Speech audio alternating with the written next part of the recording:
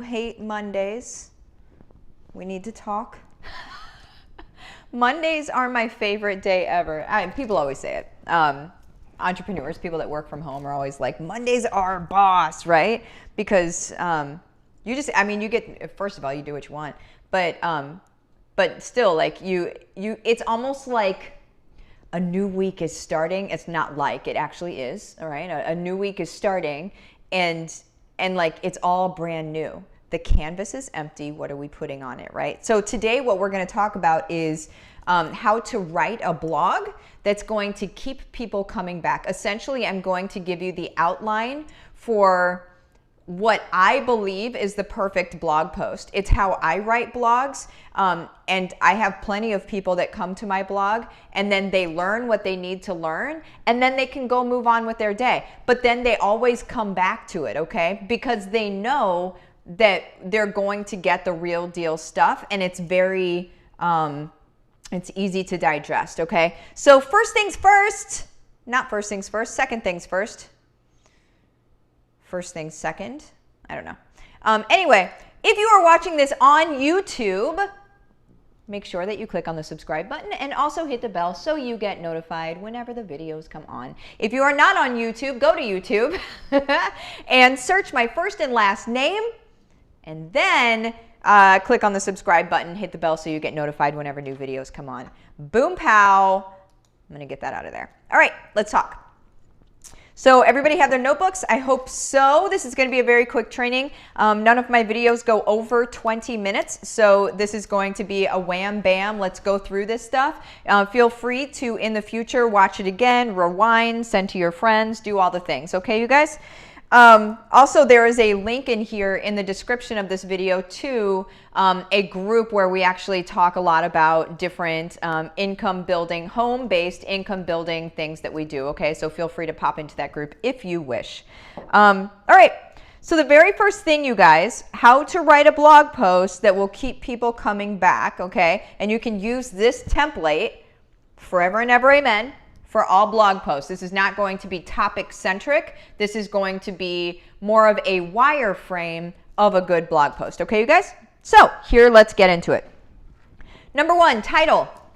Title matters so much. It matters for two different reasons, okay? First reason it matters is because if you don't have a catchy title, or if you don't have a title that people understand what is going to be in the content, then they're likely not going to click on it. And you guys, if we're writing blog posts, we're likely not writing them just to get them out of our system. We're likely writing them so other people can consume them, and so their lives can be changed in some capacity or another. Yes? All right. Then we need people reading the blog post. So the title matters, all right? So there are some different title generators out there, or headline generators. You can Google the term if you wish. And they're free, and they'll help you generate headlines. A good rule of thumb would be how to do this without that. How to do this thing that you want to do without this thing that you don't want to do. Okay? So sometimes I use this, it's goofy, but how to mow your lawn without leaving your living room. So there's an interesting thing, because a lot of people are, well, they don't want to get off the couch, let's just call it, but they do want their lawn to be mowed. And so it's how to do this thing that you want done without doing this other thing, right, that you don't want to do. And so that's, or how to, well, if we were to talk about my signature program, how to make $10,000 a month without having to work, 120 hours a week to do so, right? Without even having to work 10 hours a week, quite frankly, to do so, right? So that would be a blog title. So those are good things that people, because when people are in, just the psychology of it, is when people see that first part, which is what they want, when they see that part, they're like, oh, you've already cut through the static, and they were like, oh, I want that, right? And then they'll see the other part, and they'll be like, oh, also I don't want that. Okay, and then they'll actually click on it. They'll click on it just out of pure curiosity. Okay, you guys, we don't care why people click on it. We want them to click on it because we want their attention in the actual blog itself, yeah? So that's how we do that. All right, so that is the title. Second important thing for the title, you guys, is SEO, obviously. SEO is search engine optimization. It's how you push your website to the top of Google. I am sort of an SEO, not sort of, I am an SEO savant, period. I am able to tell Google's algorithm changes before Google even announces that they have algorithm changes. It's one of those things. We all have our weird things about us. That's one of mine, is I'm just really, really good at SEO. But you guys, at the end of the day, if you have your keywords or your things that you think that people are going to be typing in order to find something on your, find something that you offer, if you have those keywords in your title, then you're good, okay? Because that's going to end up being part of a slug. I'm not going to get too into that, but it's going to be part of the actual URL in the address bar itself. It's going to directly associate with your domain name. Google's going to be like, oh, that's what that's about, okay? So this is very quick. This is a very quick training here. So basically, you just make sure that you have your keywords in your title. But you're going to, based on what I just told you to write about anyway, like how to create those headlines. By nature, you should automatically have some good SEO attached to that, okay? All right, so next thing, video if possible. So a lot of what I do, you can see this on my own blog, withmartha.com, is I will do a video, like I do videos every day, and so I'll use that YouTube link and I'll put it into my blog itself, okay? You don't need to, when you make videos, they don't need to be long. So mine are 20 minutes tops. You can make a 5-minute video. Those do great on YouTube, right? Because somebody sees the time and they're like, 5 minutes? All right, yeah, I can commit to 5 minutes, right? Don't make them over 20 minutes, all right? Because people cannot commit to that, all right? But like if you make a YouTube video, just embed the link. It's super easy on almost any website platform these days. You can it'll say video link. You put that in there and it just sort of like brings in an embed of that video. So you just see the video itself and you can click on play right there.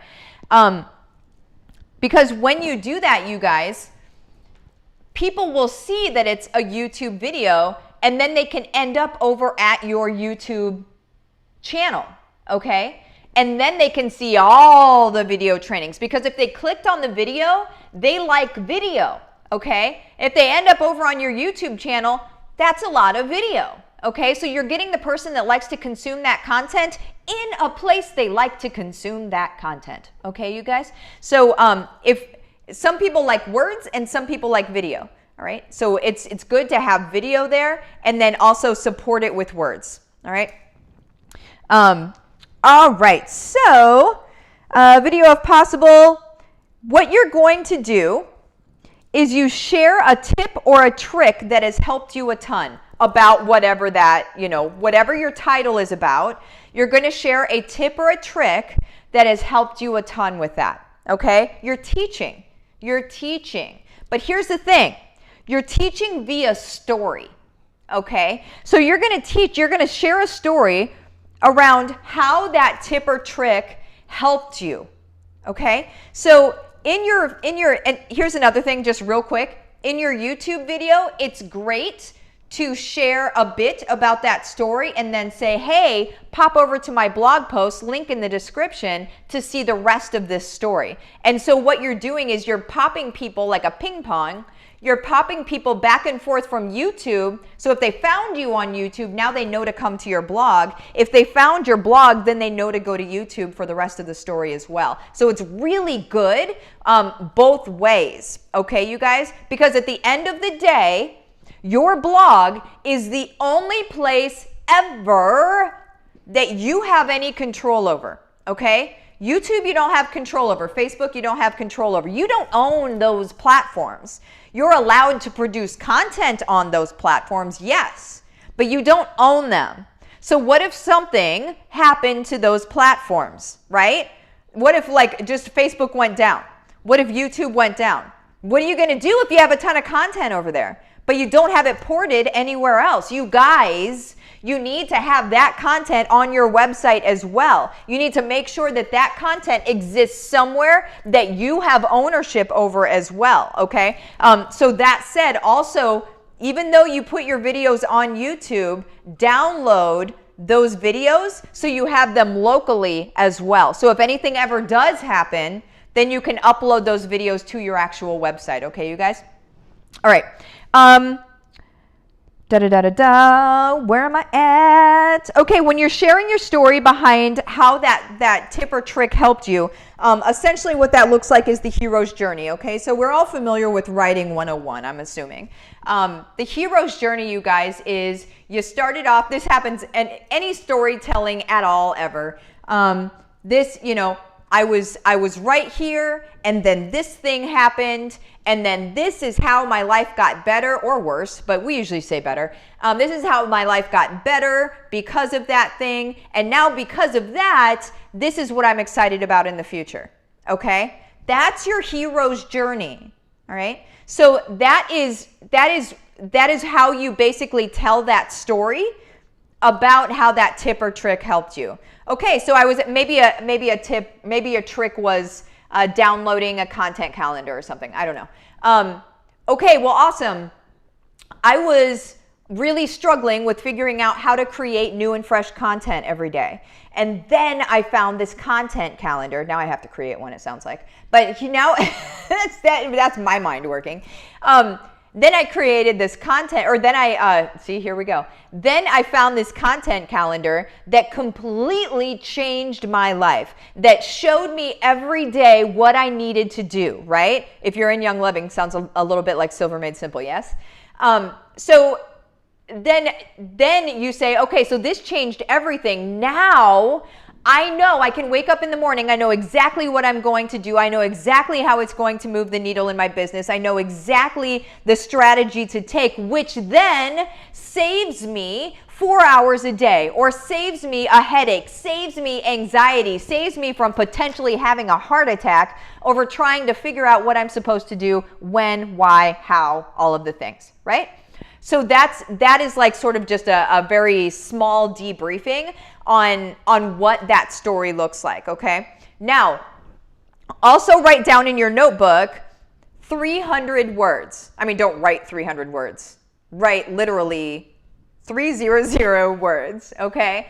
Your blog post needs to be at least 300 words long, okay? And that's for Google to be able to scrape it. And basically what that means is, or crawl it, that's how Google knows that blog post exists in the first place. It will not even know if that blog post exists if it is not at least 300 words long. Now you may be like, oh my word, how am I going to write 300 words? You guys sit down for 5 minutes and all of a sudden 300 words just happened. Okay, it does not take long to write 300 words, especially whenever I'm giving you a template like this.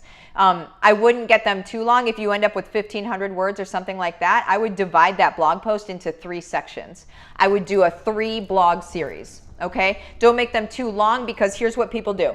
Whenever you go to a blog post, tell me if you do this. Whenever you go to a blog post, what's the first thing that you do? You scroll, don't you? You skim it to see if it's a TLDR situation, a too long didn't read. So you skim it first, and then your brain's like, all right, yeah, I can go ahead and do that. Or, heck no, I do not have the time to read this whole thing, so I'm just not even gonna start, okay? So that's where another 300 to 500 words is a sweet spot, because people can like scroll through and see like, yeah, okay. Yeah, I can do this. I can commit to this for a couple minutes. Also, another thing that I do is I put spaces between every couple of sentences or every idea. Again, that initial scroll that happens, it makes the brain think, if you don't have massive paragraphs, it makes the brain think like, okay, yeah, that's not that long. No big deal. Those are just short. Okay, yeah, I can totally do this. All right. So if you look at my blog, you see that that's how I do it. And it doesn't feel weird in the reading process either. Also, I write like I talk. Okay. So don't feel like you can't blog because you're not a writer. Are you a talker? Can you speak? Can you deliver ideas? Then you can be a blogger, okay? Because I write like I talk. You're gonna read any of my blogs and be like, you're gonna hear my voice as you're reading my blogs, okay? So write like you talk. Do not church it up. Do not try to make it all fancy and frilly and brrr, right? Don't do that. It's not sustainable. Write like you talk, okay? And then at the end, you guys, Call to action. Do not ever in life forget the call to action. A call to action looks like this. Watch this. That's what a call to action looks like. Okay? If you guys want to know more about the brilliance surrounding developing multiple income streams from home, my guarantee is that you're going to make at least $10,000 a month within the first 6 months. See what I'm saying? If you don't, then I'm going to keep working with you until you do. Boom. Okay. My other guarantee is if you break my record, I hit $100,000 a month within the first 6 months. If you break my record of hitting $100,000 a month within the first 6 months, then I'm going to fully refund the entire thing back to you. The way that we have a conversation to see if I think that I'm going to be able to get you those results and then invite you into the program, what you do is you message case study to my Facebook business page of Living the Dream with Martha. Okay, that's all that you do. We'll have a chat, see if it's for you. All right. This week, I just dropped the module on creating online courses and all of the different potential income streams. A little later today, we're going to be getting some investment videos on there as well. So that is what's going on. That's what a call to action looks like, you guys. So let me go ahead and get this out of here. So a call to action at the bottom of a blog post could be like, hey, you know, that what I just said there, or it could be, hey, if you dug this, then here's a blog about X, Y, and Z, or join my free group where we talk about X, Y, and Z. If they're following, listen, here's the deal, you guys. A lot of people feel weird about putting calls to action in. I need to explain to you why that's not weird. How much time do I have? Okay. I need to explain to you why that's not weird. They're on your blog post to learn about a certain thing. If you know even more about how to create a transformation for somebody in that certain thing that blog post is about, it's not fair for you to not share how they can follow that journey with you. It's just plain not fair, okay? Because they're in this place and now they're excited and now they're like, now what do I do, right? So what you do is you help them continue that journey. So here's a Facebook group that you can join where you can continue that journey. Here's a like a lead magnet, right? Or a guide or a small training or something like that for you to be able to continue that training. The call to action at the very bottom is necessary because a number of people that are reading your blog posts want to continue the journey. And if you are not showing them a clear and easy way to continue the journey, you have missed out completely. Okay? And you didn't just miss out completely, so did they. All right? So you could be building your business, your income streams, everything like that so much faster and helping people so much more, but all you have to do is open your mouth at the very end. You know what I'm saying? So there we go. That is it. Dropping the mic. I'm going to go through 1820. Awesome. I'm just looking at the time I had here. So I am going to go through and look at some of these things. This is so perfect for me as I am working on sharing my first blog this week. Amazing. Awesome, awesome. All right, let's see. Sarah, I love how your brain works. Being 5 minutes late to your videos is like skipping to a PhD level course before ever starting kindergarten. It's a thing. It's a thing. Let's see. I cannot figure out how to link my YouTube channel to get my Get Oiling. I cannot find the link. Go ahead and reach out to support@getoiling.com. They'd be able to help you out. Sarah, I was very committed to your hour-long YouTubes. Oh man. Teaching via story. People need to see how and why something works, not just that it works, right? All right, let me do one more here. I'm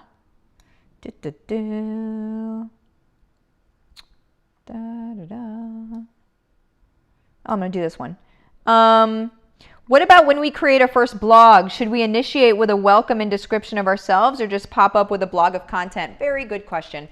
First of all, there should be an About Me page that really kind of goes through your story in a meaty way. But a blog post is really fantastic to also go through maybe one section of your hero story, one section of the thing that you've, that you want to tell them about you. And the reason why, and then also save that link to that blog post often a Google Doc or something like that that you can quickly grab, because as you are writing further blogs, you know, down the line of your blogdom, you're going to reference back to that, and then that becomes an internal link. Again, really great for SEO, but you're going to be able to reference back to that. And the moment that you start getting people popping from one blog to another thing, that's really good so far as them making themselves at home within your environment, and within your, because that's your, I mean, your blog is your home online, right? Your website is your digital home, essentially. So throw out the welcome mat and have them pop around to different things. So yeah, absolutely. Okay, you guys, I have to pop off of here. I went over 20 minutes. Ugh. Okay, you guys have the best day. I will see you later. Bye-bye.